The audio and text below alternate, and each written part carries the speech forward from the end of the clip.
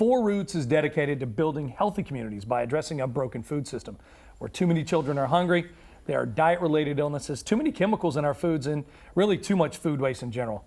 I'm here today with Carmen Gibson, Community Engagement Manager at Four Roots, as well as Troy with Light Orlando. It's good to see you both. Thank you. Phil. Troy, let's start with the obvious. You love building great relationships in the community. Light Orlando does that very well. Tell me about your relationship. So we met Carmen a few years back in helping her on a project that she was doing with some food distribution. Sure.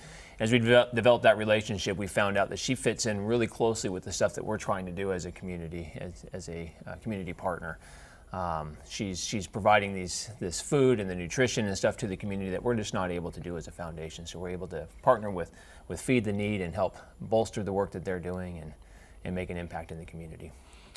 It's interesting because I don't know if the general population really understands the term food desert and what that means. I think a lot of folks are used to having grocery stores right down the road or having access to fresh food, fresh vegetables, etc. Let's talk about food deserts for a second. How do you address that? What are food deserts?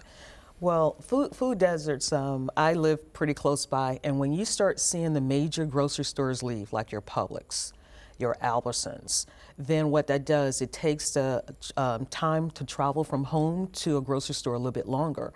And so now these communities do not have access to fresh produce or any type of major grocery stores. And then so their only means of food is your convenience stores, your 7-Elevens, and then you're taking out all the nutritional value from that. So that food desert consists of, major cities without, or major communities without grocery stores. And really it's because they have to travel to these places a lot of times, and they may not have the car. They may have to take a bus or certain things like that. And I'm sure that's a part of the problem. But really what we're looking at as a whole is some communities aren't able to get good access to the nutrient-rich foods that keep people healthy, correct? Correct. How do we address that? So a couple of things that we're doing from the Four Roots and the Feed the Need program. The Feed the Need program work with community partners like Light Orlando and 25 other community partners that have food distributions. And we provide fresh produce. And by providing fresh produce, we also provide them with a recipe. So everything that's in that bag actually can make a meal for that particular family and community.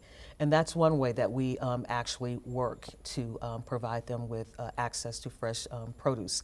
And then also what we're doing is going to have a mobile market out there. Is that if they can't get to the grocery store, then let's bring that fresh market to them. And with that fresh market, we're now able to accept SNAP dollars. One thing that happens with the SNAP dollars, you have something that's called Fresh Access Bucks. With the Fresh Access Bucks, it allows them to double the amount of money. So if they're buying something locally and it costs $1, then they get $1 for every dollar that they purchase. So it's allowing their funds to go a little bit further. That's fantastic. So when we look at communities that don't have access to, fresh foods, fresh fruits, is there any way that they can maybe have their own gardens? Is there any way that you could actually design in each one of these neighborhoods that might be suffering gardens, et cetera? Okay. So one of the things we're doing is that Feed the Need is a part of a larger program, which is the Four Roots Farm Campus that's being built in the Packin District area. That farm campus is more of an educational, so it's teaching people how to grow, and there's a variety of ways to grow food. There's your soil-based, there's your hydroponics, there's your aquaponics.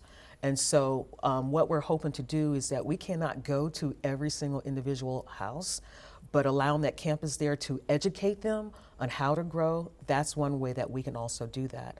Along with a education program that we're doing, which is K through 12. So that's touching the kids when they're in elementary school all the way to high school and teaching them, okay, you don't have to now just go to the convenience store. You can now, grow your own food. And so it's just educating them on how to build a healthy community. Educating folks that there are options as well. There you go. Troy, what's next for Light Orlando?